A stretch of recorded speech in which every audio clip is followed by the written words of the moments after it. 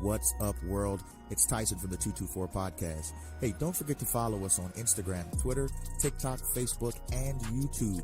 You can also go and listen to us wherever you get your podcasting needs from, including Apple Music and Spotify. So go ahead and like, click, subscribe, and get those views up for the latest and greatest in news and information from Jay and myself. So once again, that's at the 224 Podcast. Think free, live free, and welcome to the podcasting revolution.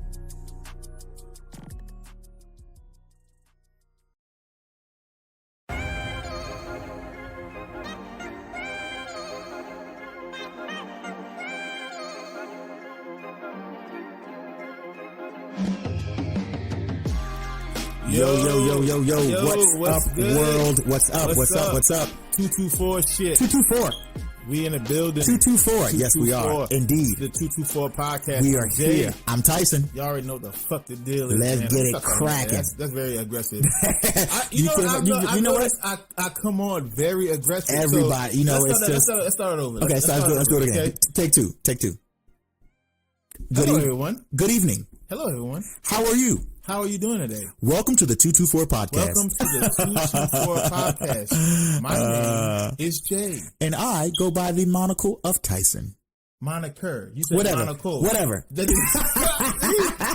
always fucking it up. That's why I'm aggressive. That's right. No, you came off aggressive. That nigga said, I go by the monocle. It's my glass eye. It's my glass eye. I go by the moniker. You know what I meant to say? I go by the It was monocle. A Freudian slip. You know what I meant to say? That was a fuck up. That's what it was. That was a hardcore fuck up right there. That was a hardcore fuck up right there. Anyway, welcome to the 224 Podcast today, ladies and gentlemen. 224 Podcast. What is going on, world? A lot's going on, world. A lot's going on today. A lot going on. Niggas starting to get checks down on little podcast. Oh my god. Oh. Niggas excited about that. Oh my god. But we've already talked that. Yeah, but we're not talking about that shit today. We're not doing any of the shit that Mitch McConnell doing, and he's none of that for today. Republicans none of that for today. You know, doing it in the Senate, trying to block the two stacks. Yeah, for everybody. We're not talking about none of that today. We might talk about that shit tomorrow. You know what I mean? But we're not talking about that shit today. But today, negative Ghost Rider. Today, negative. What we are going to talk about are two stories that we thought, you know, as black people, as two black men, as niggas, we felt like we wanted to bring up. You know what I mean? We wanted to talk about this shit. The fuck what's going on out here with these, you know, let's just call it what it is, racist motherfuckers. Yeah, man. And, you know, I hate doing that because, you know, not every motherfucking white person who does something that's suspect or look crazy or look funny towards black people is a racist. Very much so. Maybe prejudice is fuck, which I think as a group of people, we've kind of lost the distinction. I was going to say that. The line has blurred between prejudice and racism aren't the same thing. Correct. You know what I'm saying? Correct. Just so we have a, you know, let's go through a crash course. Prejudice is someone judging you based off of specific stereotypes. Exactly. Specific demographics. Yep. Area. Yep. Household, background, and group of people, community in which you come from. And so they base their interactions off of preconceived notions. Yes, off of prejudice. Prejudging. There you go. Off of prejudice. Based off of what they think they know about you. Yes. Prejudging, hence the word prejudice. Exactly. That doesn't mean they're racist. Nope. Prejudice is fuck. Definitely. But not racist. Definitely. Racist motherfuckers hate you because of what you are. That's right. That's it. Like simply because you're different than they are. No, not even that they're different, because there'd be some other motherfuckers that's different. They hate you because of the color of your skin, what you are, period. Which is different than theirs. More than likely, it's different than their color. Yeah, okay, I got you. You make it seem like, it's a difference. It's like, no, it's white people that are different from this white motherfucker, you know? Okay, yeah, that was a broad description. But it's not different. It's specific, motherfucker. It's your black skin. Yeah, I hate your skin. Yeah, I hate you, your blackness, your big black nips, your lips, your big black wide ass nose, your fucking all that shit. That's right. They basically Uncle Ruckus you. They hate you because of what you are. That's right. Racism. That's right. That's it. And then there's you know, systemic racism, which is racism that's been integrated into our system, our way of life, where, you know, racist motherfuckers may do things to keep certain groups of people out of positions of power, correct, or positions of wealth, influence, or positions of influence, shit like that. You know what I mean? Yes, now definitely. It doesn't happen as much today than what it used to happen back in the day. Oh, absolutely. But it's definitely more covert today than it used to be back in the day. You know what I mean? So back in the day, it was more rampant and more overt. It's so subtle. For example, you niggas go eat at the back of the restaurant. Oh yeah, or sit at the back of the bus. Correct. Or you know, this is your fountain. This is my fountain. Right. Yeah. Jim Crow laws, all that shit. Absolutely. That's overt racism. Correct. And so that shit don't happen anymore. However, you might hear some shit like, "Oh, you are the most qualified person that applied for this job, but unfortunately, you know, we don't think you're right for the job." I've been told that several times. I've been told that I've been overqualified for a job several times. I'm like, are you serious? Like, how can you be overqualified? Wouldn't you be happier to get someone of my stature to work for you? But I've been overqualified? I'm confused. Like, what do you do There's here? only two reasons why you would be overqualified. One, because that person hiring you is afraid that I'll take that job. Of course. So that has happened. That has happened to me, actually. It got nothing to do with racism. It can happen. Motherfuckers would be like, "Oh, this nigga is. You see this shit? I can't compete with that. Yeah. So I'm not about to let this nigga come on. Yeah, I'm not gonna let him through the door. Yeah. 6 months later, he breathing down my neck trying to take my gig, or two. Then you already know what time it is. Like you know, like motherfuckers looking at you a certain way. You got you know what I mean. You clean. You know what I mean? You got your hair cut and shit. Oh yeah, it was whatever, but you got dreads. Oh, see what I'm saying? That again, the prejudice, the preconceived notion that locks. You know what I'm saying? Prejudice is one thing, but when a motherfucker be like, "Hey, we're not gonna hire," and we're not gonna hire him, and everybody else in the hiring staff is like, "That's the best motherfucker. Yeah, best one I've seen. That's the best person. Yeah, that's the best person out of all of the candidate pool." Well, because, you know.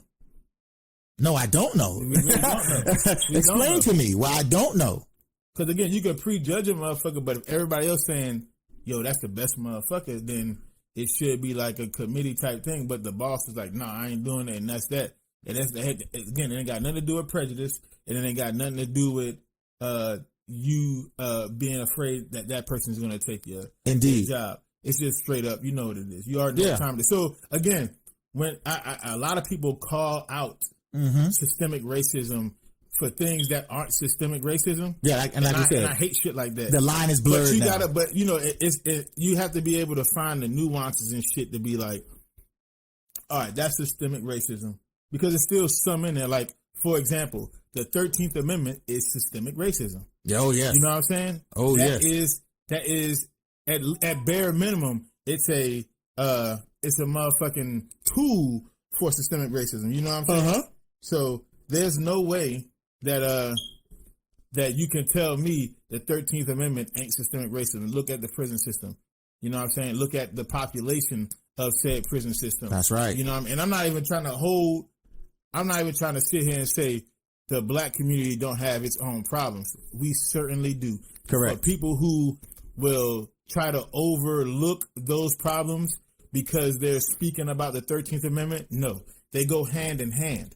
Our issues in our community, our fuck ups, the things that we actually have to fix, you know what I'm saying, and not depend on this system to try to fix it for us. Correct. Those it's not built for us. Plus the shit that's happening in our system, the systemic racism in our system, that stuff goes hand in hand. Oh yeah. The 13th Amendment works hand in hand with the miseducation, the lack of resources that we have in our community. That not all of it, but things that we can definitely fix on our own that we choose not to as a community. Yeah, those things work hand in hand. So, but I said to say, we said that to say all this. That's a long intro to that. That's a long intro. It was a real good big build up, though. We said all that to say, right? When you look at prejudice, when you look at racism, again, you got to divide it. You got to separate the two. Separate the two. They're not the same thing. Prejudice can lead to racism if you let the prejudice stew long enough. If you let that person grow in the prejudice long enough. Or if you don't educate them properly. It could turn into racism. But we say all that to say that there are two things that stuck out to us today as we close the book on this dumpster fire of a year called 2020. Yeah, steaming hot pile of garbage. Yeah, first thing we want to talk about is some more news about our good sister Breonna Taylor, and I say good sister because I don't give a fuck about anybody saying anything in reference to she was getting packages from a boyfriend, this and that. Listen, if you ain't got no fucking proof, because the last time I checked, in this court system, it's innocent until proven guilty. So the fact that she ain't except if you're a person. No, fuck that. I'm saying that I'm going to speak the affirmation, correct? Because I'm bringing that shit to life. What do you say? We hold these truths to be self-evident, right. But the truth of the matter is, all that other shit. The real life is they practice it differently. Right? There you go. I was gonna say that. There you go. The other way around. When it comes to us, you know what I mean. But it's supposed to be guilty, innocent, proven innocent. And my sister ain't never seen a day in court. My sister ain't never had, you know what I mean? None of that shit. No. If you had a warrant for her arrest, y'all should have went and arrested her. Correct. You know what I mean? So all that other shit that they be talking about, like she was this bad person. Well, no, that's victim shaming 101. That's victim shaming. That is what the police departments use. That's victim shaming 101. If you thought she was such a fucking criminal, she should have been in jail, not in a fucking grave. Because listen, and then sidebar, because we're gonna get Jay's getting to this right now. But sidebar, if she was that big of a criminal, she was still working with kids. She was still working in a hospital. She was a healthcare worker. She was still showing up to her shifts every single night. You knew the company she worked for. Y'all knew her address. Y'all even knew her mom's house. Y'all had to, if she was that much of a criminal, you had ample opportunity to grab her and not shoot her to death. And you didn't. So that's out the window. That whole story out the window. I ain't trying to hear none of that shit. Absolutely. But anyway, continue. So some more news about our good sister Breonna Taylor. First of all, rest in peace. Condolences to her family. So I hope,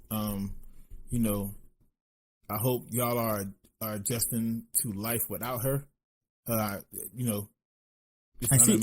she will see justice, whether it be on earth or in the next plane of existence. She will see. But just justice. Know that we gonna keep her name. You know, almost definitely. It ain't gonna her physical body may not be here, but her spirit and her name gonna live on forever. You know what I mean? So then that's real shit.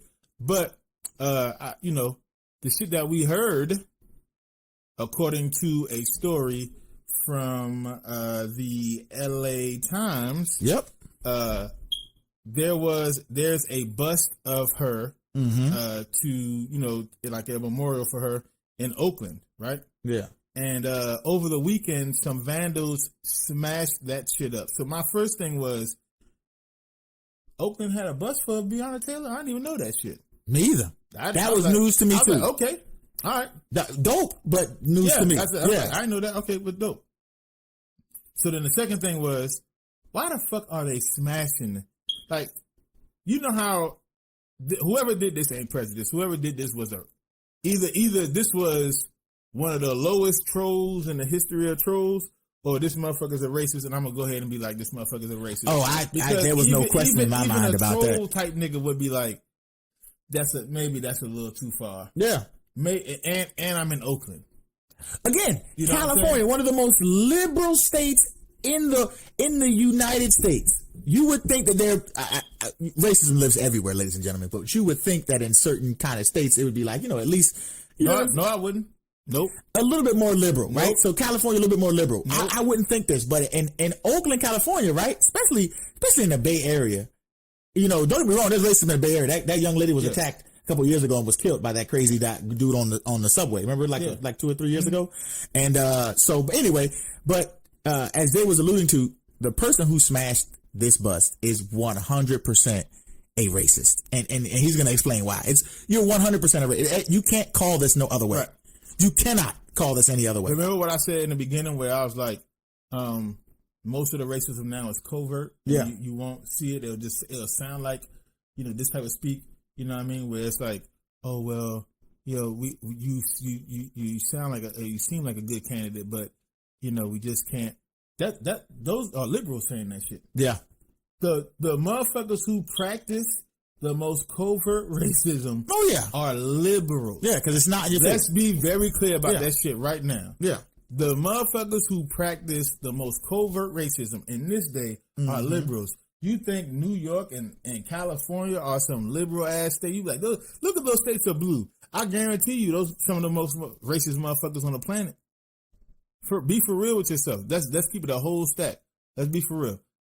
So anyway, let me. That's a whole nother topic. You know what I mean? But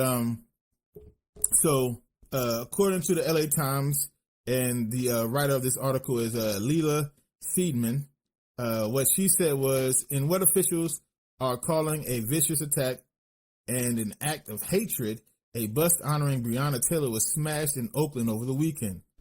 Emblazoned with the phrase, "Say her name," the ceramic bust was found vandalized the day after Christmas, 2 weeks after it was installed in the city's downtown area.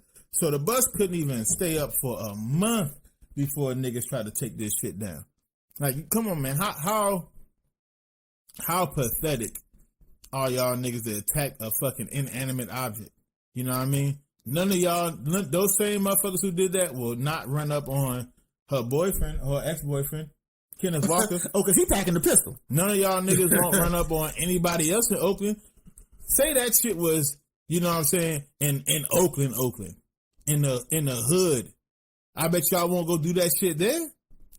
The fuck out of here. You did that shit because y'all thought it was safe to do so. And that's the real problem that I got with racist, bigoted motherfuckers, is because it's like, they too safe. They're too comfortable. Y'all, it's comfortable. It's sweet to do shit like that when you think it's safe to do that shit. No, do that shit while everybody watching. If you feel that way, let it be known. That's right. You know what I mean? If you truly believe in the cause, as they say, let it be known. If you truly believe in the cause, do that. So here's my thing about that, right? As Jay was saying, that's 100% pure racism.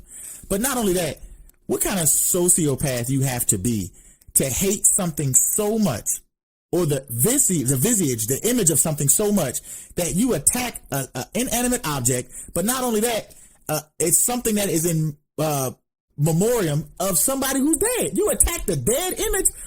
You so angry and so racist. You attack the image of a dead black person. That's how bad. That's how ingrained it is. Let me tell you how motherfuckers online were trying to make parallels, right? Yeah. Well, y'all motherfuckers be taking down the Confederate statues. What? Straight up, bro. Straight up. What? Straight up. That doesn't even. Straight up. That doesn't even. How does it equate? How are you juxtaposing a Breonna Taylor bust / memorial type statue, to a Confederate statue of one of these Confederate generals? How are you juxtaposing those two? Let's take Breonna Taylor's bust and her memorial statue, right? Yeah. She was slain. She was shot, murdered by the police in Kentucky, in Louisville, Kentucky, without any real cause or reason. Yeah. She was murdered. Let's be very clear. Those fucks said they were doing their job. That's some nut shit. You know what I mean? They weren't doing any real job. They came there to murder some shit, and that's exactly what the fuck they did. So that's Breonna Taylor. Yes, right? Breonna Taylor. And that's why her statue and that memorial bust was put up, is because her life was taken. Her life was taken in an unjust manner. Correct. Okay? Simple as that. Plain and simple. Yep. Right? Yep. The Confederate statues are statues of traitors to the country. That's right. Who fought to continuously oppress people. They fought to preserve a way of life that was built on the backs of enslaved people and oppressed those same exact enslaved people. That's what they fought for. Also, they were traitors. They were traitors to their own country. Y'all still after Julian Assange for releasing some documents. These people here actually killed people to become traitors. Well, he didn't steal documents. I said release documents. Okay, yeah, I said release documents. Yeah. So again, Edward Snowden. Yeah, he was just telling the truth.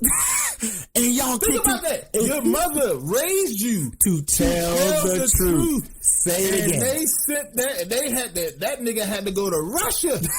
To your biggest enemy. Because if he comes out of Russia, it's a wrap for him. They're going to capture him and take him immediately. And you may never see that nigga again. Correct. He may never see his family again. Correct. In fact, he hasn't seen his family in a decade. For telling the truth. So when we put it in that comparison, you honestly believe that what happened to the Breonna Taylor statue or memorial bust is parallel or equal to us removing the statues glorifying bona fide traitors who literally perform treason against the Constitution. Some of the motherfuckers online be like, well, General Lee was a great leader. Yeah, so was Hitler. You know who else was a great leader? Stalin. Colonel Sanders. Colonel Sanders was a great leader too. And he stole that recipe. And you feel me? Because listen, bro, I don't give a fuck what nobody say. White people making chicken don't use 13 spices. That's all I'm saying, bro. That's all I'm saying. That's a joke. That's kinda. You get it. Well, it's kinda a joke. I coming from somebody who I literally read and reenact. I got Civil War books sitting at my feet right now. I can reach under this bed and get books, tons and tons of Civil War books. I researched and studied the Civil War for about 8 years as I was in the profession of Civil War reenacting, right? Yes, a black man does Civil War reenacting. So you sound like the ops now. No, listen. I was reenacting. You reenacted what? You the 55th Massachusetts, which is an all-colored regiment. Massachusetts. Massachusetts. Whatever. This guy here. No, anyway, it's audio. That nigga said whatever. That nigga the ops. I'm about to work this whatever. So, which is the same group from the movie Glory, 55th and 54th, right? So, when people say like Lee was a great man and Lee was this, that, and the third, a little known history fact here, when the Confederates lost the Civil War, Alexandria, Virginia. Does anybody ever know about the history behind that? General Lee and his family owned Alexandria, Virginia, right? And the acres, I forgot how many acres it was. When they lost the war, as part of his penance for being a traitor, the U.S. government commandeered that land and started to bury Arlington, started to bury all of its dead there. So was it Alexandria or Arlington? It was Arlington. I'm sorry, Arlington. I meant to say Alexandria, but Arlington. But listen, we saying all this because we getting off a little track. We're going on a history lesson now. Yeah, a little bit. It's supposed to be a history lesson.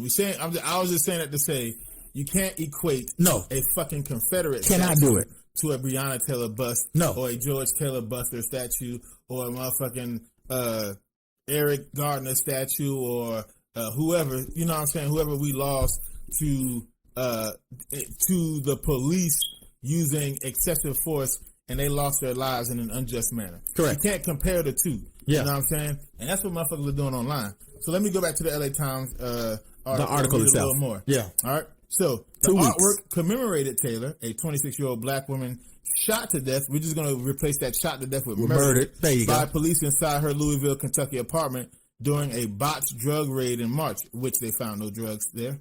The deaths of Taylor and other black people killed by the police, such as George Floyd, have spurred America's reckoning with generations of racial injustice and sparked massive protests across the country. Oakland police are investigating but provided few details because, why would the cops tell the cops? You know what I'm saying? Like, why would the niggas who did that to Breonna Taylor statue to the cops? They just doing God's work. You know what I mean? That's right. There's a calling. They're really calling on your life about that shit. It's a calling, brother. Leo Carson, the artist who created the bust, called the vandalism an attack on the Black Lives Matter movement, an attack on Breonna Taylor, and an attempt of intimidation. But rather than crush those voices, Carson, 30, said, actually, we've proven exactly the opposite. News of the vandalism garnered attention for what was a quiet, independently conceived project that has now translated into support including donations to bring the bus back in a sturdier form. A GoFundMe page launched Sunday to raise $5,000 to reconstruct the work in bronze exceeded its goal in less than 24 hours. Now nearing $8,000, Carson said any money not spent on rebuilding the sculpture will be given to Taylor's family. When the COVID-19 pandemic hit, Carson lost his job as a server at a burger restaurant in nearby Berkeley. He used the extra time to design the sculpture over several months. Once it was installed, he said, he was enthused to see members of the community taking photos of the work and enjoying it. Carson, who lives in Oakland, was notified of the vandalism in an Instagram message Saturday evening and went to see his artwork. When he saw the damage, he said he felt really shook and overwhelmed.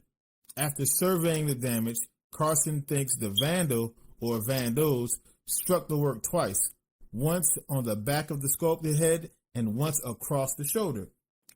Photos circulating online shows large chunks broken from the bust. In a tweet Monday morning, Oakland Mayor Libby Schaaf called the vandalism a vicious attack and said that Oakland would not tolerate acts of hatred, even though acts of hatred happen every fucking day. I know. In Oakland. So please. Yeah, it's because it's Oakland. Miss me with that bullshit, okay? So I'm going to stop it right there. So first of all, shout out to the artist. Yeah. Really good. Yeah, really good work, by the way, if you haven't seen it. It's really good online. Shout out to the fact that he said, I'm going to take the $5,000, rebuild it, and then the rest of the money I'm going to just give it to the family. Perfect. You know what I'm saying? Yeah. Shout out to that. Yeah, that's a good move. That's a good move. Yeah. That's a good look. Let's be for real with you. The cops not going to find anybody who did that shit. It's one of those things that's like, they look at that shit like a statue, right? Mm-hmm. And that's how they look at it. Like, oh, somebody vandalized a statue. Like, should we waste, our police work on that? We got drugs to sell. I mean, we got drugs to find. There you go. Is what I meant to say. We ain't got. I am not on That's it. Our platform insinuating. No, never the that. Oakland Police Department never is corrupt. No. In any way, shape, or form. In no way, shape, or form, the fine men and women of the Oakland Police Department involve themselves in any kind of negative, in any kind of criminal activity that would bring embarrassment, harm, hurt, or shame to the Oakland Police Department. Never. I would never say that. Never. Right? Never. I wouldn't do that. I wouldn't do that to you. I promise. I wouldn't do it. Gentlemen and women who continue. That's right. To serve San Francisco. Who continue to serve the good citizens of San Francisco. That's right. Because they damn sure ain't serving citizens. Keep it a stack with each other. Keep it a buck. Keep it a buckaroo, my friend. Yeah, so they're not gonna. I mean, let's be honest with each other. Can we just keep it? Can we keep it honest with each other? They're not gonna find the person who did it or people who did it. Yeah, they don't really care about that. To no, be honest with you, they're looking at this shit like it's a fucking bust. But we looking at that shit because again, we don't have her anymore. Yeah, so it's like anything that you do. So we can't even have the image of her either. That's the bad thing. And that's a good point. We can't even have the image of her. Yeah. The image has to be fucked up. You know what I'm saying? That's it's like crazy. Like, listen, man. It's the same thing like Candace Owens was saying with George Floyd. Well, he was a fucking drug dealer and he did this and he did that and he's not the mouse. So I don't know why we putting him up. Look. We don't pick the messengers. Did you get the fucking message though? That's right. It was him. That's right. Regardless on what his past was. And it should not have been. Exactly. Regardless on what his past was, it was him and it didn't have to be. But it shouldn't have been. And that's one of the things I hate too, Jay, is that we gotta be perfect. Right. In order for you to consider us. And regardless of who the fuck Breonna Taylor was with prior to her previous relationships or whatever. Yeah. You know what I mean? That shouldn't have happened to her. Exactly. Like, that's the shit that pissed me off with her situation is like, oh, well, her ex-boyfriend was fucked. Not a current boyfriend. Yeah. But the ex-boyfriend was fucked up. So now we gotta go after her. Yeah. Then, and again, and not even go after her. Not even talking about the cops, like the news outlets. Yeah. So she was fucking with a boy. She was fucking with a guy with a sketchy past or some drug dealer before. So now she is fucked up because of that. It's like maybe she left him because she found out he was selling drugs, or I can't be around you. Maybe he did some fucked up shit. She's like, no, I gotta separate myself from this shit. I don't want to live my life like this. Yeah. But y'all didn't like nobody, like none of these fucks on all these news outlets, all the mainstream media. None of these motherfuckers have ever done anything wrong in their life. No. Like, come on, they all fine. Or made a mistake. No. I'm not even saying she did anything wrong. She was with a motherfucker she's no longer with the nigga. Correct. She was no longer with him. I wasn't no longer with him. Absolutely. And then the crazy thing, right? And people again are always defend the police and their stance, right? Let me ask this question right here. How much, because they said they had the intel was the first night that this happened, they said the intel they thought was correct, right? In the briefing once it got up to the AG, he was saying that Brianna had allowed her ex-boyfriend to deposit money, which they believed was illegal, into 2 of her accounts, right? You know how that's extremely personal information, ladies and gentlemen. That's extremely personal information. Y'all got that information correct, if quote unquote, but you didn't know that she wasn't with him anymore? Well, they probably in an investigation they probably did know that, and so what they were saying was that gave them enough probable cause to create the warrant to go to her house. You know what I'm saying? So, but if I'm remembering the story correctly, he was already in jail. Well, I mean, you still can have somebody doing this shit from the outside for you. So that's what they were saying. It wasn't necessarily him in particular, but the money was from him. You know, somebody else could have been doing this shit for him. You know what I mean? Like, it wasn't him going to. Ain't no MoneyGram in prison. Ain't no fucking ATMs or you can't. The best you can do in prison is green dot. Yeah, you can't online. You can't do any online banking in prison. You know what I'm saying? So, but it was just their way of trying to give the case some kind of cause, some sustenance. You know yes, like so, this is what we had to do. So they did know that she was with him previously. And that, but the night of the raid, you know what I'm saying? Whatever the relationship was before. But that's neither here nor there, because at the end of the day, again, like I said in the beginning, if she is a person of interest or she is the person on the warrant, then arrest her. That's just plain and simple. Arrest her. Yeah, she didn't have to die. Yeah, just arrest her. And then the way it happened, where you know what I'm saying, the neighbors was like.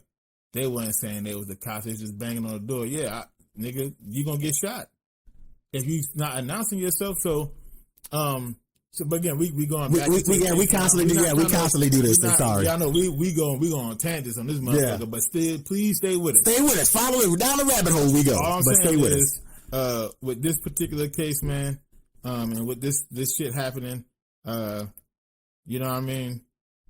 It's a lot going on. Mm-hmm. And with 2020 coming to an end, it's just another little harsh reminder that 2020 was a real fucked up year. Yeah, and absolute that sister, hey, that sister deserved better. Yeah, and you know what I think about that shit, man. And I don't want to leave Cuz out. You know what I mean? Mm-hmm. Because Kenneth Walker, that's a real nigga, and he felt like he failed her, but he didn't, man. He did the best he could to defend her, but you only. That's like. You got one weapon. It was 12 weapons coming through the door. It's like he did the best he could. You know what I mean? It wasn't like he cowered. He bucked at him, and that's what he was supposed to do. And I feel like we and for sure Brianna is the focus. You know what I'm saying? But I don't want to lose any light on her mother. You know, her family. Yes, and I don't want to lose light on that brother either, because they all going through it right now. You know what I mean? And this, like I said, this just makes the wound a little. It can't heal. Yeah, you know what I mean? It was the artist put this shit up 2 weeks ago. Yeah, like there's no time to heal. there's no time to look at the bust and say that's nice. You know what I'm saying? It still hurt, but as long as that bust is there, as long as her name is in my heart and in my mind, she'll never really die. Absolutely. You know what I'm saying? Her physical body not here no more. Yeah. But her spirit and her name will never really die. The essence of her. So we gonna say her name. That's right. Period. Say her fucking name. Yeah, man. You just and like we said, man, I can only imagine what the family is still going through to this day, where and it's exactly where she's at. You know what I'm saying? Even in Kentucky, even in this thousands of miles away, this guy created this bust, and it's like I can't even have the image of my loved one. And the image of my loved one's not even safe. That's what I'm saying. It's like you've already taken her from us physically, but the image of her is not even safe. You can't have the image. I can't see her. Her face is not safe. Yo, that is wild, torture. Bro. That is torture. It's torture because this is the LA Times. Yeah, this is a large. This is nationally. Yeah, this is a national, world-renowned media outlet. It's a large media outlet, and I'm almost positive her family got wind of it. Oh, most definitely. Especially if the artist is like, I'm going to whatever money is over through the GoFundMe, I'm gonna send it to her family. So they know about it, and it's like, how much more pain does that family have to go through? How much more pain does her mother have to go through? You know what I mean? So it's like, yo, man, like just we gonna keep it locked and loaded down here. We gonna keep it steady for it. We riding for you. We gonna ride for it. Period. You know what I mean? I don't give a fuck. And again, no one other than them cops, Kenneth Walker and Breonna know everything. Mm-hmm. You know what I'm saying? But I know enough to be like, she should be here. Period. End of discussion. And she was murdered. That's it. And that's all. And at the end of the day, this vandalism, that shit was done by some weak motherfuckers. Yeah. And I challenge any nigga in Oakland, if you ever see some shit like that happen again with her bus, I ain't promoting violence. I'm just saying, cut lights out. That's all I'm saying. Listen, on site. I'm saying cut lights out. You know what? I'm saying I'm going to take a step further on you, and I'm just going to go out here on a limb. You saying you don't promote violence? I don't promote senseless violence. But in this one, when it has to end racism and give them swift karma and swift retribution to let you know that racism that you're displaying is not okay. Fuck it, get violent. I'm with it. If you see a racist doing that, get violent. Get with him. Knock him out, lay him out, whoever it is. Because motherfuckers may say, "Oh, it's just a statue. Why are you getting violent over a statue?" And it's like, okay, well, it's not. But again, it's the meaning behind the statue. It's more than a statue. Not only that, like we said in the beginning of this entire podcast, your mama taught you right from wrong. You know what you're doing is wrong. Right. But if you feel like there's repercussions behind what you're doing is the wrongdoing, let me be one of the people to remind you by whipping your ass. It's a lot of shit that be going down, man, and people don't think the same way.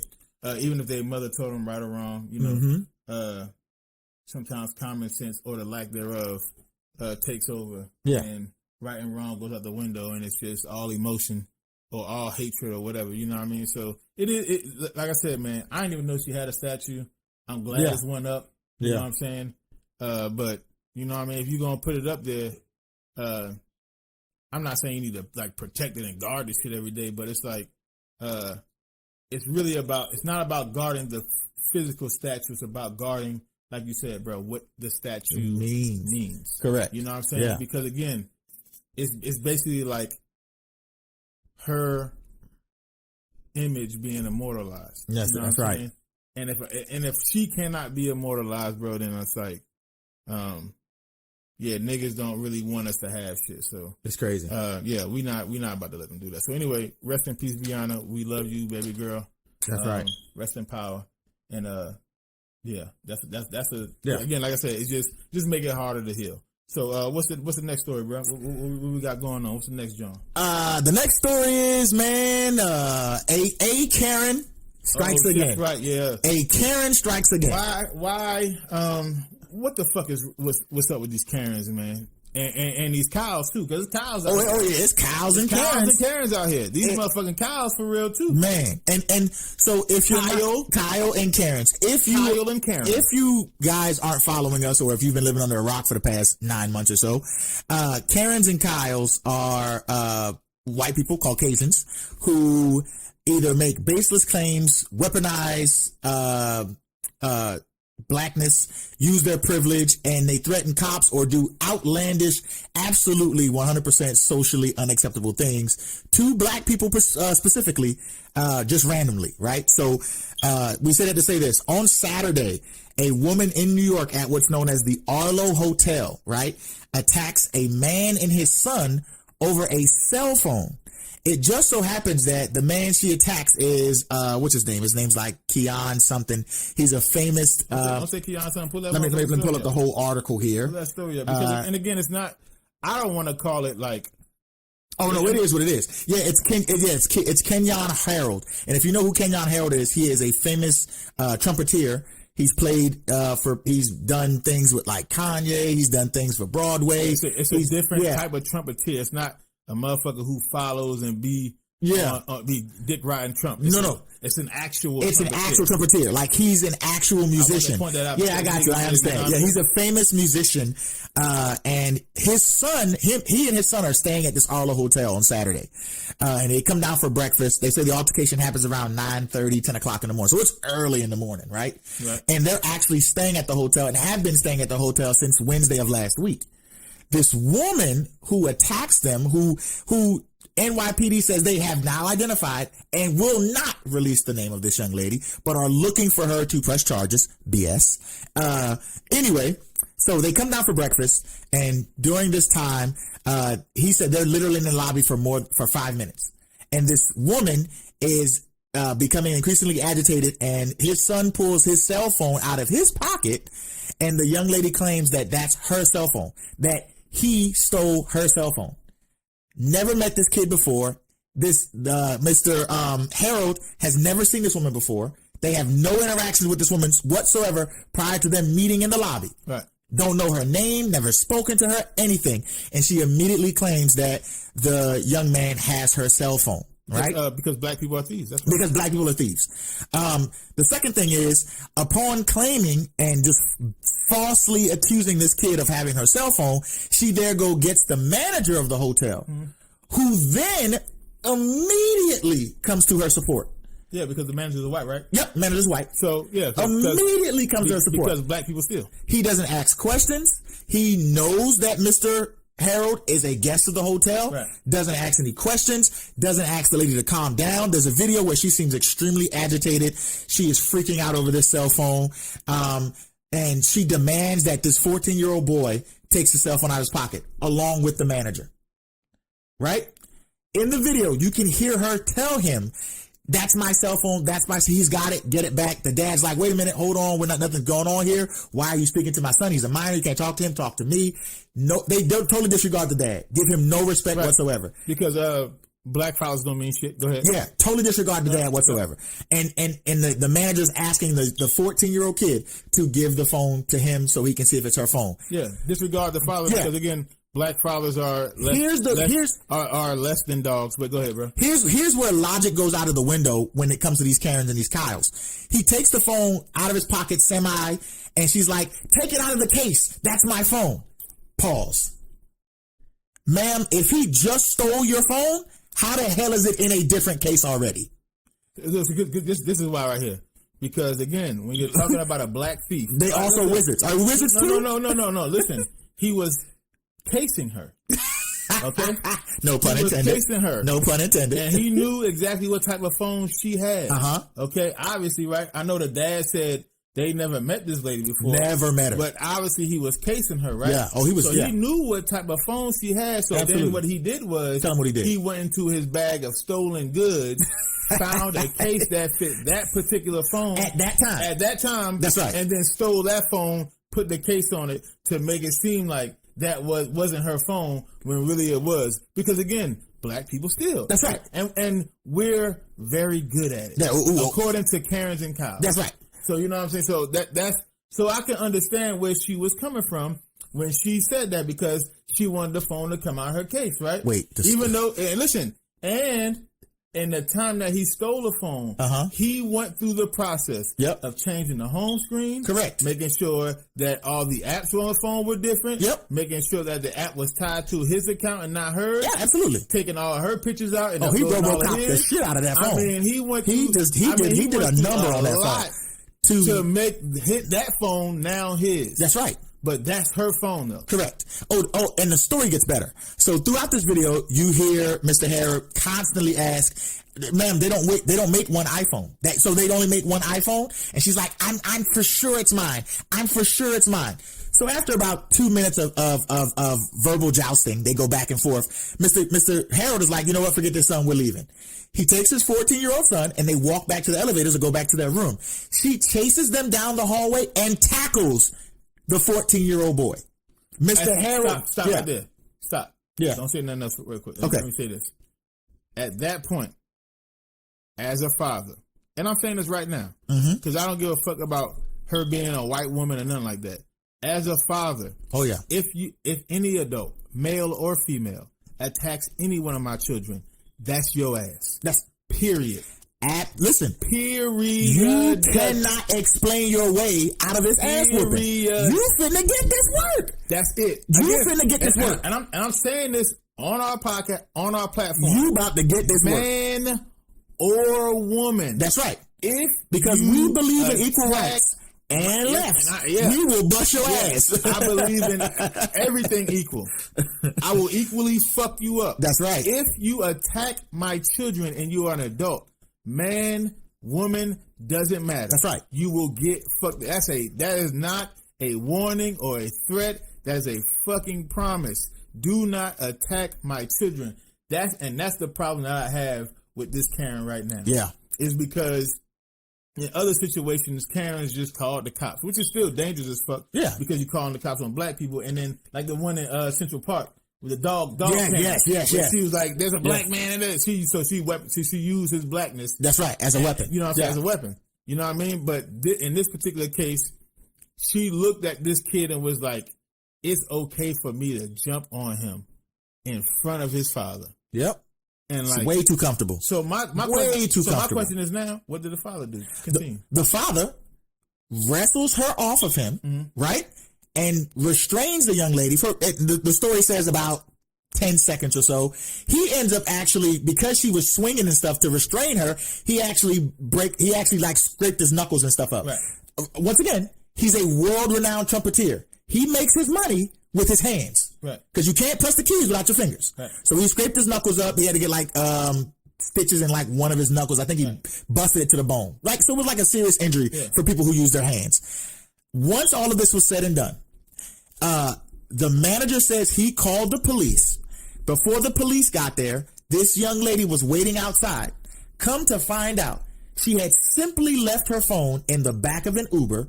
The Uber driver returned her phone minutes after she had jumped on this young man. And neither she nor the hotel manager apologized to Mr. Harrod and his family. They didn't come and say, knock on the door. They didn't come and say nothing. Mr. Harrod had to go back down to the front desk and ask if that issue was resolved. The manager then explained it to him and did nothing. All right, so the North Philadelphia in me is like, the father should go back to the hotel and find the manager. And then from there, whatever happens, happens. That's the North Philadelphia in me. That's the North Philly in me. What they say? On God. That's the North Philly in me. On God, son. On my mother, that's the North Philly in me. For real. On Mom Dukes, that's what should happen. That's exactly what should happen. Whatever the fuck happened to him, that's what happened to him. The nigga had it coming. That's right. The rational adult in me is like, listen, we need to get in touch with the hotel chain. Yep. And this nigga should not be a hotel manager anymore. He shouldn't be working at that hotel in any hospitality type position, period. Because it's very clear that this motherfucker is not hospitable. You know what I'm saying? Nor can he keep it hospitable. So since that broke, the hotel has not confirmed that they've released that manager. But what they have done is they have deactivated all the social media. They deactivated the Yelp. They deactivated the social media, everything. So now, what needs to happen is the Heralds need to come out and say exactly what hotel they would stay in. Oh, it's the Arlo Hotel, and that's spelled ARLO. Arlo Hotel in Soho, New York. And Soho, that's why that shit was like that, man. Yep. That shit ain't no place for niggas to be at. Let's keep it a stack with each other. You was in Soho. Yep. Yeah, it's not good. And listen, that's why. See how this shit come together, y'all? Y'all think I be bullshit when I be saying shit like this. I'm not fucking around. That's Soho. Yeah. It's supposed to be all these liberal motherfuckers who, those be the most racist motherfuckers. I understand, when you get a motherfucker like Mitch McConnell or some other dumbass GOP motherfucker who, or if you look on not Breitbart, but Breitbart, but also like Fox News, and you get a motherfucking, Laura Ingraham. Listen, that shit goes without saying, but you need to point out the motherfuckers who smile in your face and be like, I'm liberal, I'm on your side. I'm an ally. And then do fuck shit like this. Yep. They are not your allies. Yep. The people who will be like, I'm fighting for the soul of the country, wink, wink, them motherfuckers be the racists. The motherfuckers who be like, you know what I'm saying? Hey, I got hot sauce in my bag swag. And then when a nigga asks her, are you just pandering? The motherfucker turn back around and say, is it working? Like, those are the people who you need to look out for, who you need to watch, because they'll tell you the shit that you want to hear or they think you want to hear to your face. And then as soon as you leave, they say, nigger. That's exactly what the fuck they do. Yep. And those people have the D's beside their names if they run in politics. Those people have the blue little check marks on Twitter who say they fighting for you. Those people would be like, I vote blue. Those are motherfuckers who really are the true covert racists in this country. I'm not saying they're like the true racists in this country, because a racist is a racist. Yeah. But those are the true covert racists. You know what I'm saying? Like motherfuckers who have the more conservative ideology, who you or in political speak, you would think have a more conservative ideology. Most of them motherfuckers aren't even really racist. They just prejudiced as fuck. Yeah. Most conservative motherfuckers aren't actual racists. They're prejudiced. Yeah. If you think every motherfucker who voted for Donald Trump is racist, you are not only insane, but you're intellectually dishonest. Because think about it. If 75 million motherfuckers voted for Trump this time around, his last election. That's a lot of people. 75 million motherfuckers were actual racists. Do you think me and this nigga beside me would be doing this show right now? Do you think me and this nigga would actually have a family that we could come home to? Nope. No, we'd be dead. That's right. 75 million motherfucking racists? Yeah. Yeah. So they just came out and just voted for a nigga because they're racist. They don't want to see niggas or Hispanics do anything. Any Asian person do anything. Do anything. Yeah, do anything. For real. They would have been mobilized and killed all of us. Yeah.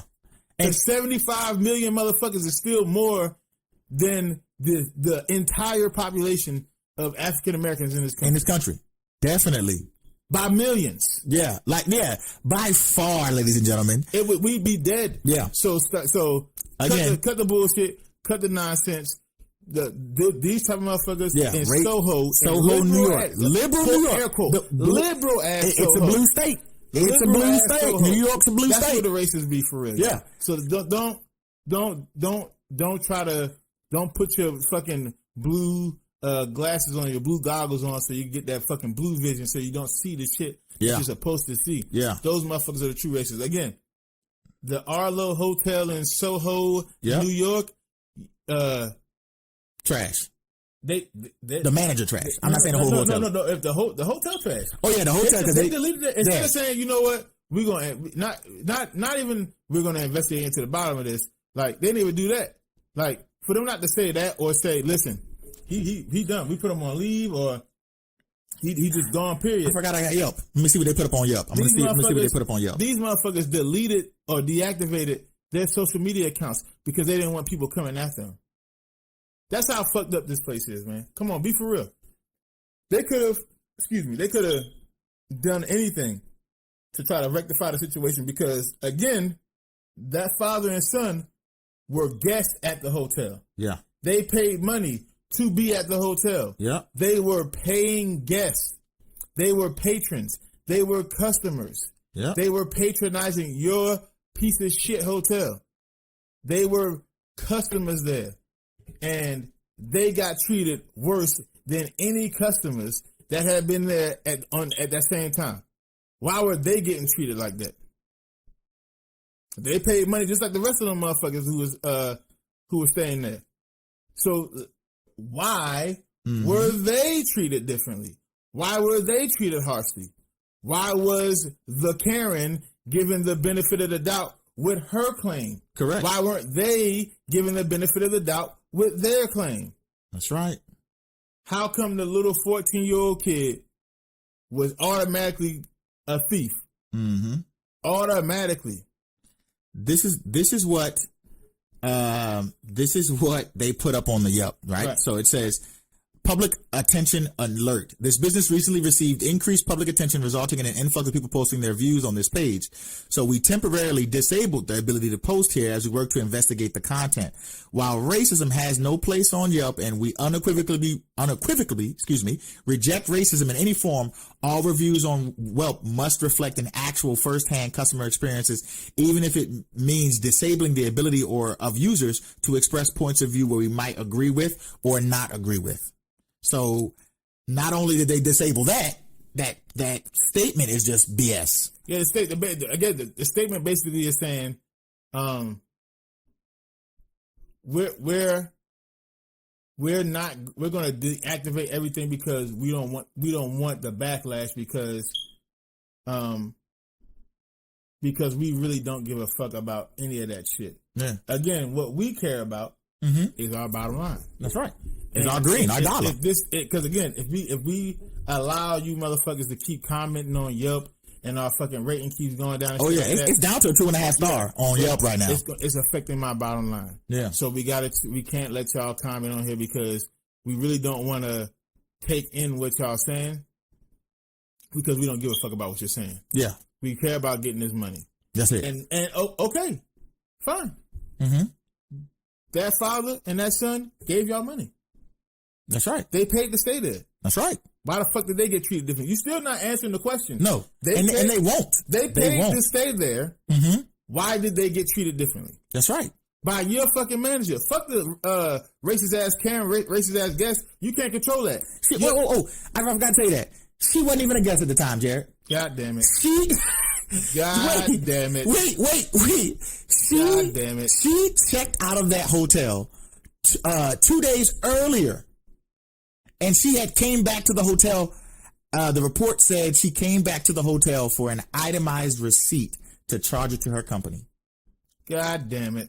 So within that 5 minutes of her being in that lobby with a black man and his black son, she automatically became a viral sensation. She went to go get an itemized receipt so that she can, make sure when she go do taxes that it, because that's if company shit, yep. You need the itemized receipt. Yep. That's if things put on the company card, you need to do what you gotta do to make sure, Uncle Sam ain't on your ass. Yep.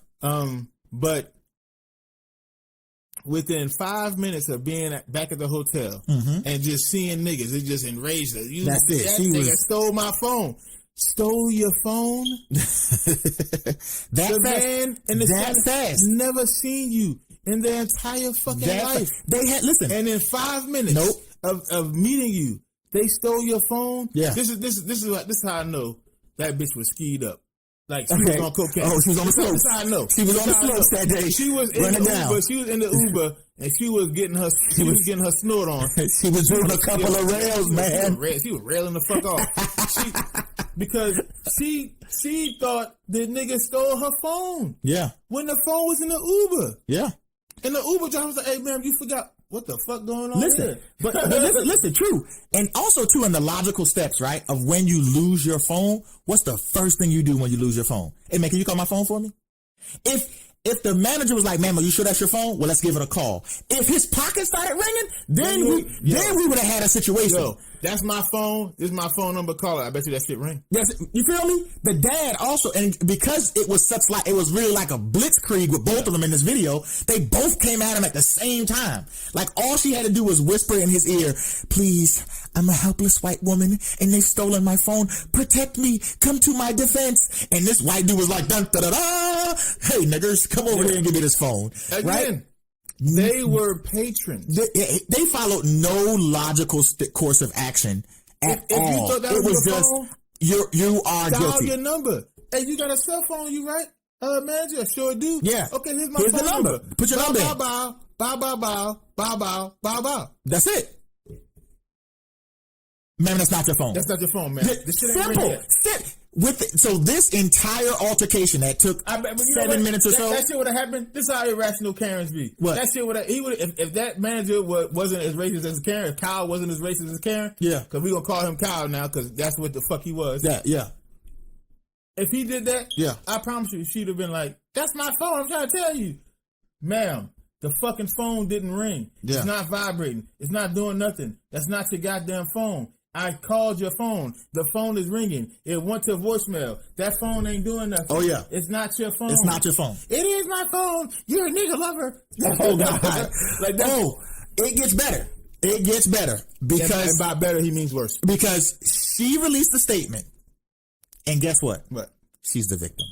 Of course, she is the victim. Because she is the victim. Let's keep it a whole grand. Fuck a buck. Oh, you know what? Keep it a Bezos. Let's keep it a Bezos. Let's keep it a Bucky Root. Let's keep it a whole Billy. Let's keep it a whole Bezos. Let's keep it a whole Billy. That shit's ingrained in white women. Yep. And white women like that in particular. Yep. That shit is from like slavery times, bro. Like where she'll go fuck one of the bucks. Yeah. You know what I'm saying? Oh, yeah. And say he raped her. Oh, yeah. Or we get to the Jim Crow era where a white woman want to get down with a black dude, but the black dude like, well, no, ma'am, I'm too scared to fuck with you white women because, you know, you're the... Oh, he put his arms on me. He was trying to grab me. He's trying to assault me. So then you get an Emmett Till situation. Oh, yeah. You feel me? Yeah. So we get to the segregation era of this country where, you know what I mean, these white women would go to like jazz clubs and shit and be smoking and snorting and all this other shit with black people.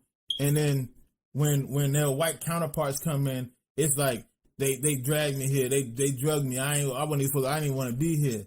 So now it's all a nigga fault. And now the nigga getting like 10 years for some shit she did. Yep. You know what I mean? Yep. So now you bring it back to like the 80s and it's like they walk across the street, 80s and 90s, they walk across the street now because I'm afraid niggas are going to take my wallet or take my purse. And it's like, nobody checking for your shit. You just bought drugs from me yesterday. Now that's you right. to walk across the street. Now, yeah. Come on, man. Come on, man. And so now it's, let me use my white woman victimhood to get you fucked up because you didn't acquiesce to what I wanted you to do. You didn't submit to my power. You know what I'm saying? I'm a white woman. You're a nigger. You're supposed to submit. I'm going to keep it up. But we're not here to tell motherfuckers what they want to hear. We're here to tell you the truth. Yeah. You understand? We're not here to do any of that other shit. That's not what we're about. I'll tell you what it is. You can accept it or not. Shit may be uncomfortable. Yeah. But that's what it is. But that's what it is. In order for us to move forward, some shit may have to get uncomfortable. You know what I mean? But shit like this, when you hear shit like this, it's like, and what, like neither one of them just thought about common sense shit. Like little bro said, you couldn't just call the phone. Hey, it's a real easy way to figure out if that's your phone or not. Yeah. To see if that's his phone, that's your phone or not, man. Call the shit. Call it. That's it. Call it. That's all you got to do. They're fucking the racism, the extreme prejudice that kicked in with them motherfuckers was so hard that it just stopped any rational thought, and all they could see was a little black boy with a fucking iPhone, and he couldn't have had an iPhone because he a nigga. But how is he a fucking patron at this hotel in Soho if he can't afford an iPhone? Mm-hmm. Reel me this, Batman. The fuck is wrong with you, Karen? The fuck is wrong with you, Kyle? And that's why I say, listen, man. Oh my God. It's a lot of motherfuckers out here. Oh my God. So listen. It's a lot of motherfuckers. Hold on. It's a lot of motherfuckers out here, man, again, like I said, I don't promote senseless violence. You know what I'm saying? I really don't. But I'm gonna keep it a buck with you. There's a lot of motherfuckers out here who knew their lights turned off for real, and that's fact. It's straight up, bro. Because it's like, yeah, why the fuck would you? Again, you attack this child. That's a minor. And so if I hope this ain't one of those situations that was like the Amber Geiger shit where the family was like, I don't want her to suffer. I want her to see peace and find God, and I'm a God-fearing. And then now she putting in appeals and shit so she get less time. Yeah. And now they looking like, well, why would she do that? Because she is a killer of black people. That's right. She killed your family member. That's right. And y'all niggas went up there cooning and saying, we wish her nothing but the best and we don't want her to suffer. Well, she wanted your motherfucking kin to suffer. She did. Stupid ass nigga. And she succeeded at that. He paid the ultimate price. And so this woman is going to be no different. And so what I would say to Mr. Harold and his son is, if y'all pressing charges, press to the fucking fullest extent of the law. Period. And if you can't get that shit, then you know sometimes things happen. You know what I'm saying? 2020 is a weird year. 2021 might start off the same way. You know, shit may happen. I don't know. You know, all I'm saying is some motherfuckers need their lights turned off. That's all I'm saying. And I know that shit be hard for motherfuckers to hear. They'd be like, you a violent motherfucker. No, I'm not. No, I'm not. I ain't violent. Yeah. I am not violent. It's I'm with you on that one. Like I said, bro, comfortable. Too comfortable. And that's the problem. Too comfortable. She was so comfortable that she was willing to attack a fucking child. Yep. Too comfortable. That shows you she has comfortable. Again, would you have done that with any other person? If it was a white family, it was a white kid and his father, would you have done it to them if he had an iPhone? I'm dumping you on your shit. I'm dumping you on your shit. Like, she said niggas can't have iPhones. Yep. So what was you about to say, bro? So check this out. So as the story unfolds, she did a report with CNN. She has done a 20-minute over the phone interview with CNN. So she is saying that in this interview, CNN cap hard as fuck for white women. They do. Continue, bro. They do. So she's white women too. Continue. So she says she lost a cell phone. And Tuesday, we'll maintain that she was assaulted at some point. The woman maintained that she was assaulted at some point. Yeah. And that she pressed the hotel staff to check surveillance video to help her find her phone before the encounter with the 14-year-old of Kenyon Harold Jr. began. Something about who? Yeah, so, who knows? So now it's a black man assaulted me. And so I saw those two niggas and I thought that was the black. So number one, right? There was no substantiated claim to that. They couldn't prove that. Number two, the hotel manager, how come you didn't just go check the video? That's number two.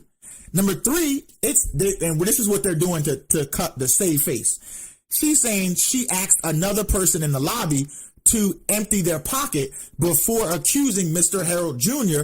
of having his phone in her phone. So in his pocket. So what you're saying now is you just going around terrorizing everybody. Bull, ma'am, shit. You were high. Let's give it a step. And then why didn't you go so hard with that person, the first person you asked? Right. Why didn't you go so, whatever color they were? Why didn't you go so hard with that first person? And I want to meet the motherfucker who capitulated with you and was like, yo, sure, I empty my pockets for you, strange ass bitch. Like, I'll empty my pockets for you.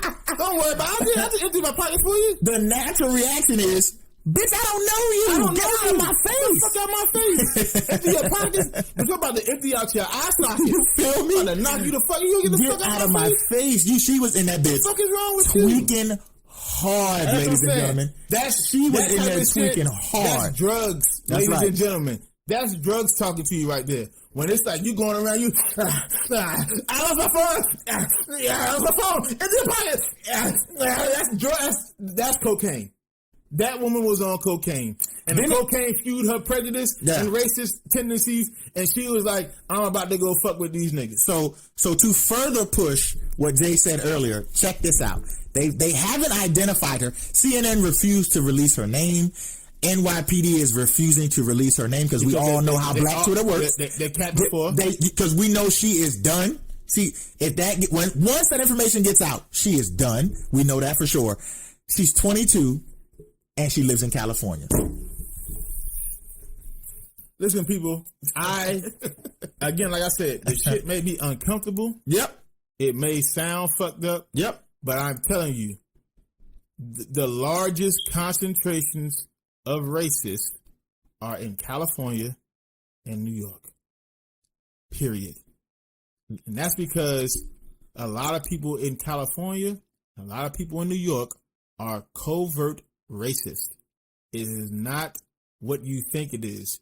These people tell you on TV that, again, she said somebody attacked me prior to, and so I was just going around. But in the CNN interview, it says they asked her several times to corroborate that, and she couldn't. They say the interview was nothing less of rambling. Right, because she was high then. That lady has, and that is released directly from Daily News CNN. That lady has a racist problem and a drug problem. I promise you. But listen, we can't. I don't want to put that out there. I'll put it out there. No, listen, no. The reason why is because they're gonna shield her behind that. I don't want to put that behind her that it was the drugs that made her do it. They shielded her anyway, so it doesn't matter. But I'm just saying, I don't want it to be like it doesn't matter. It was the drugs. Her. Yeah, they're already. I'm saying it was the drugs and racist. You know. Oh yeah, you can't get away with that. You know what I'm saying? So it was both of them. The drugs fuel the racism. Like alcohol makes you tell the truth, right? Yeah. Fucking cocaine fuels whatever is inside of you, bro. It's really what it is. So that woman, man, that's that fuck shit. And again, I'm only speculating, obviously, but I'm good when it comes to common sense and knowing what the fuck I know from past experiences. That lady left her fucking phone in an Uber and then went on a fucking rampage after she couldn't. Bro, perfect motherfucking story. Y'all ready? I'll tell y'all a little bit about myself. Mm-hmm. All right. One day, I was 17 or 18. Me and my niggas went to the mall. You know what I mean? I got my check. I used to work at Goodwill. Got my check. We all going out. We splurging. We buying Hirachis. We buying fucking Jabos. This is a long time ago. I said Jabos. 6 foot long tees. You know what I'm saying? Remember the long tees that came to your ankles? We buying fitted caps. You know what I'm saying? The 2000s were great. I'm buying fitted caps. We got the wristbands and the headbands and shit. Oh, you know what I'm saying? Yeah, you NBA down. We coming out straight out of a fucking St. Lunatics video. Like, we looking like for real. We buying J's and shit.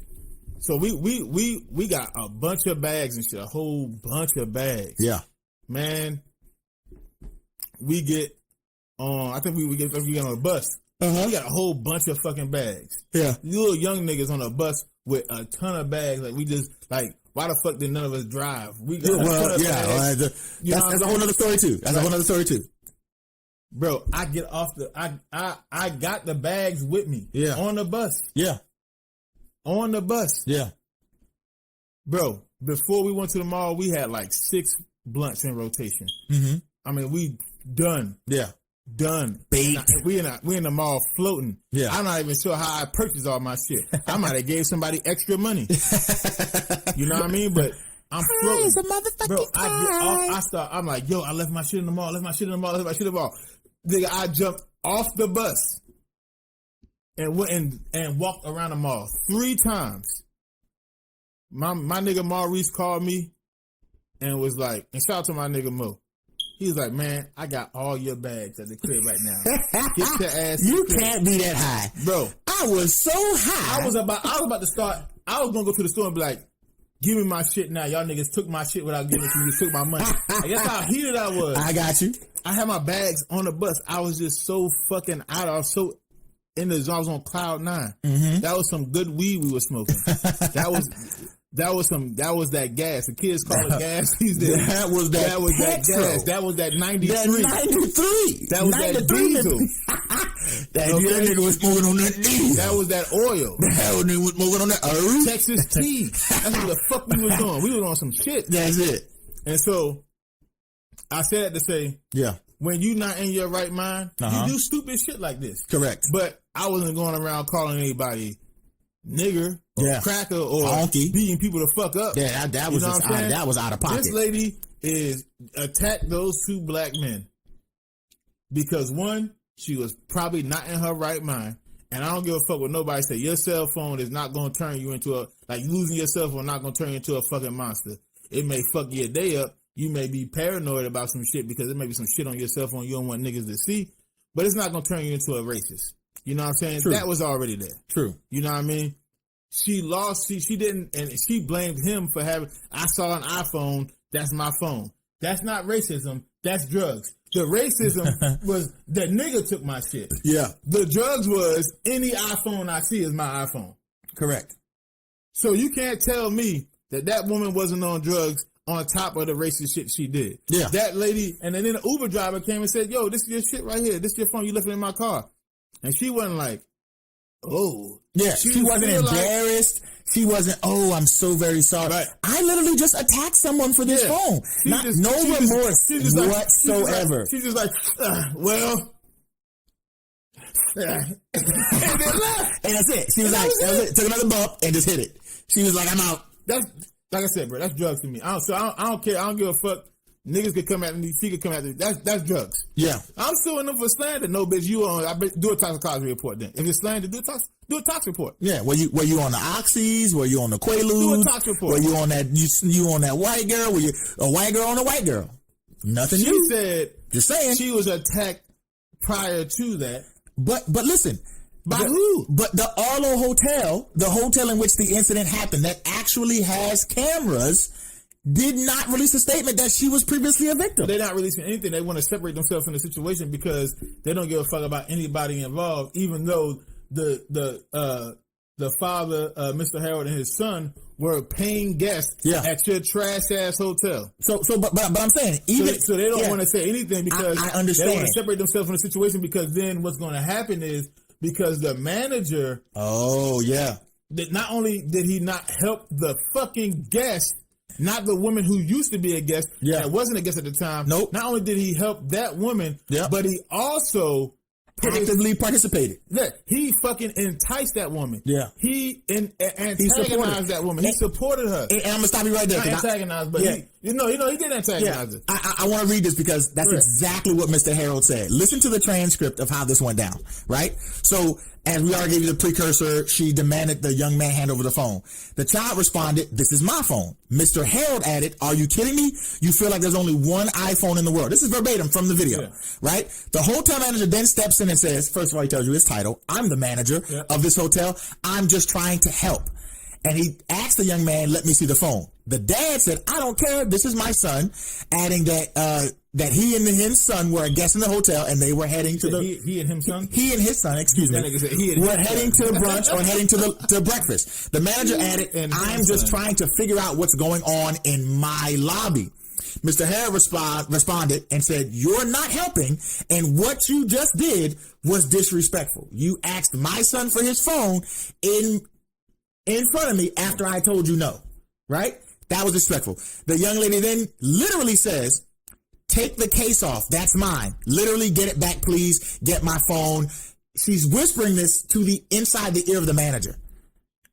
I cannot not have my phone. No, he's leaving. Show me the proof that that's not my phone. She then demanded that they prove to her crazy cracked out ass that wasn't her phone. And the manager at that point capitulated with what the fuck she wanted to do because that's a white woman. I'm telling you, like, this shit is becoming an actual problem. Correct. Because these white women think that they can just say and do any fucking thing they want to without consequence. That's the last part is the part I have a problem with. If you want to say what you want or do what you want, you got every right to do so. You're an American. This is what we're supposed to be built on. Correct. Do what you want to. It's consequences with it, though. Oh, yeah. It's fucking consequences. Oh, yeah. And then she get on CNN and she trying to spin the story, yeah. Like she was the victim. Like it was their fault. Correct. All they had to do, jumped on him. All they had to do was do what she wanted them to comply. Sound familiar, don't it? All you had to do was comply. Why do niggas have to comply with everybody? Why we gotta lay down? Why? If you got an answer for me, I will be glad to hear it. And if it makes sense, I still ain't gonna do this shit, but if it makes sense, I will allow you to speak your piece. Why do I have to comply? Why do I have to comply? Why do I gotta make you feel better? Why I gotta make you comfortable? Trucking and driving has been dead for a very long time. And like me and Jay have both said on this podcast, we ain't here for it. Listen. You gonna get this work. You lucky. I'm gonna be honest with you. Karen was lucky that adult was there. Because had it been a group of young niggas. Oh, they would have bust her ass. Listen. Oh, she was in trouble. These young motherfuckers don't play games like that no more, man. It's not fucking Selma. Oh, you yeah. know what I'm saying? This ain't the 1950s and 60s. Oh, yeah. These young motherfuckers out here will beat the fuck out you. Yeah. And so it's like, so now not only are you acting upon your racism, you know what I'm saying? That deep down shit that you really hate motherfuckers like for no apparent reason. You know what I'm saying? That shit's putting you in danger. You think you not in danger because of your white skin, and I'm a woman, and I'm a woman, not supposed to do shit to me. Yeah, I'm a white. Like, you keep thinking that shit. Contraire, mon frere. You keep your ass is in trouble. Your ass will be in a world of trouble and pain, and a world of pain. Up because these young motherfuckers do not play like that no more. They will put hands on you. Yeah, it's a motherfucking artist, a dope ass artist. His name is Toby Nwigwe, and what that motherfucker he got a song. And the song is called Try Jesus. Yes, but don't try me. And the lyrics go, try Jesus. Yep. Please don't try me. Please don't try me. You wanna know why? Yeah. Because I fight. That's exactly how the words. That's right. That's the exact words. Because straight I fight. Up and down. Stop playing with people. That is not the way. I'm telling you. If you want to be racist, go to another fucking. Go leave. Because the last time I checked, they say America is the land of the free, the home of the beautiful. And racism is not expressing freedom for anybody else, and it's not beautiful. So if you are racist, guess what? Leave. That's it. Leave this country. That's right. You're not welcome here, racist motherfuckers. Again, where Jay and I had a little different earlier today about him saying he's not inciting violence. When it comes to racism and combating racism, I do. Listen, I do. I'm not saying I said senseless violence. I got you. That's what I was saying too. Self-defense is another thing. Yeah. That's why I said in that situation, if I was that father, Karen would have been fucked up. Oh, we'd have switched her lights off quick. Karen would have been fucked up. And if the manager wanted some, he could have got that work. It's enough to go around. Yeah, the manager could have got that work too. It's enough to go around. I'd have beat the fuck out of both of them. Yeah, and I'd have told my kid to stand over there. You ain't even got to jump in. I got it. Yep. I'm about to beat the fuck out of both of these. It's enough to go around. That's self-defense. Yeah. And at that point, you jumped on my son. It's over. That's it.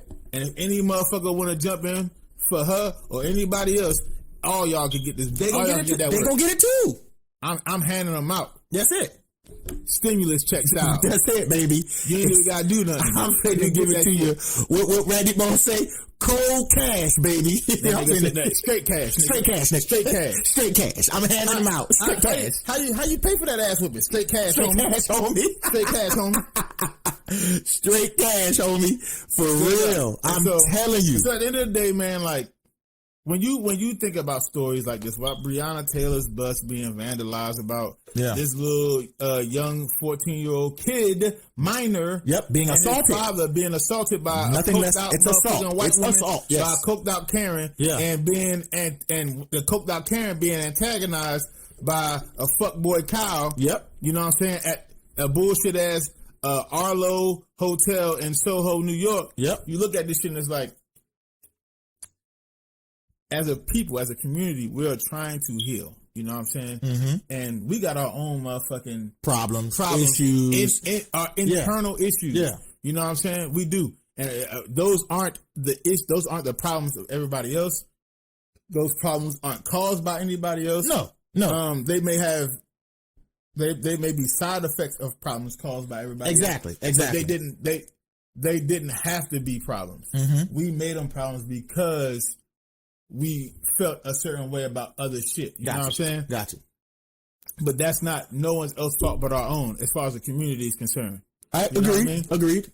And we gotta find a way to fix those problems. You know what I'm saying? Yeah, we got to do something about that. This Karen problem is not some shit that we came up with. This fucking cow problem is not some shit that we came up with. It's just racist motherfuckers. Yeah. That's all.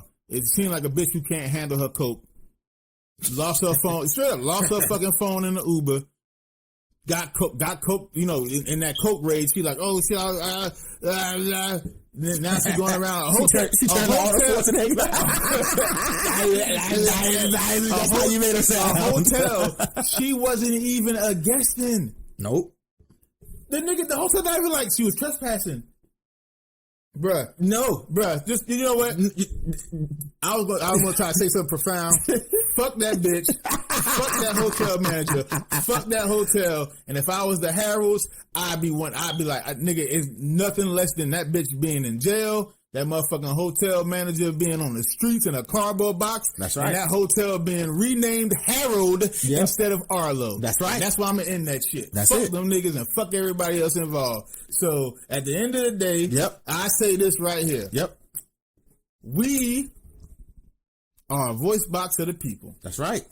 We speak for you, to you, and about you. People. That's right. I love us. That's not to say I hate everybody. That's not how it works. I just love us, man. You know what I'm saying? All of our flaws, all of our deficiencies, all of our issues, I don't give a fuck. I still love us to the death. I can't love anything else outside of my family harder than I love our fucking community, our culture, our history, whatever. Even the bad parts of the shit, even the fucked up parts of slavery and shit. I still love it because it made us who the fuck we are today. That's right. The survivors that we are. The motherfucking pioneers that we are, the pioneers that we are, the Indeed. leaders that we are. Speak on it. You know what I'm saying? So speak on it. All I want is for us to build our community, and I want to build this community, the 224 podcast community. That's right.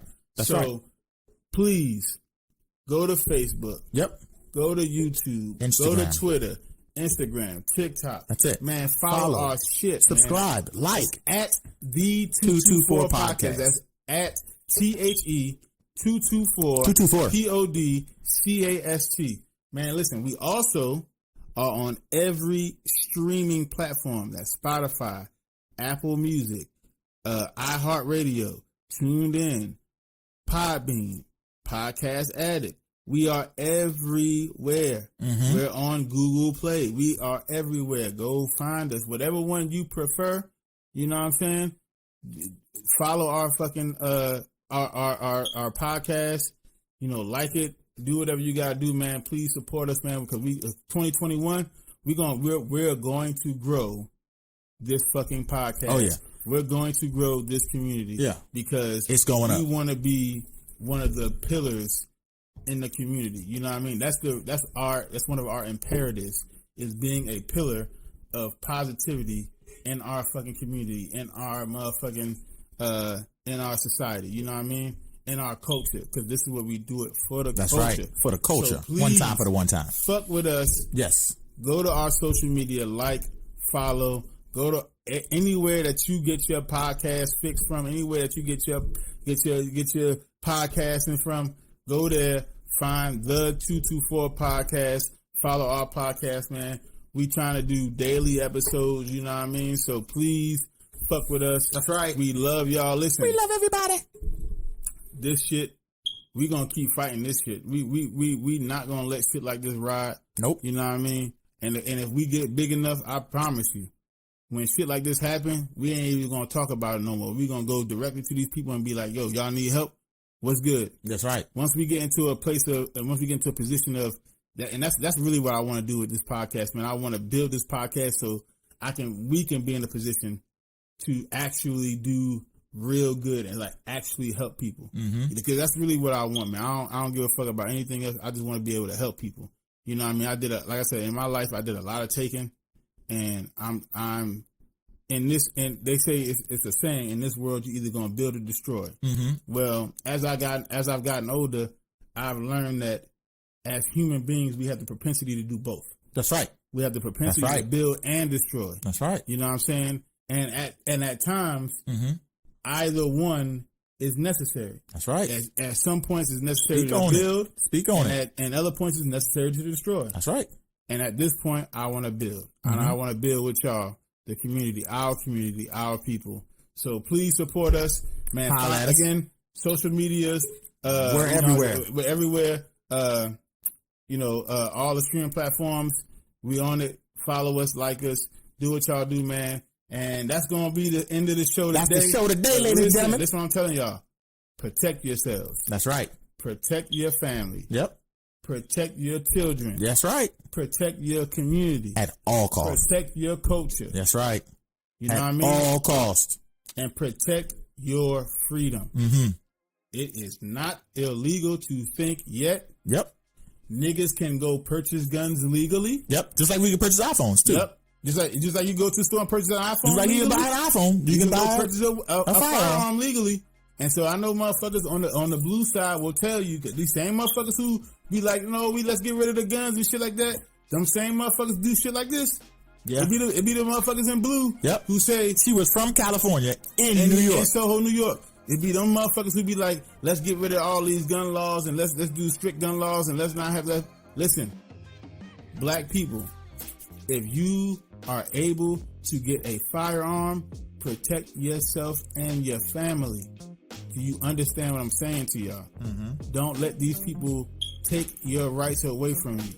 Again, it is not illegal to think yet. And with that being said, I'm Jay. I'm Tyson. This is the 224 podcast. We love y'all. We admire y'all. We appreciate y'all. Mm-hmm. We will see y'all tomorrow. Peace. We out.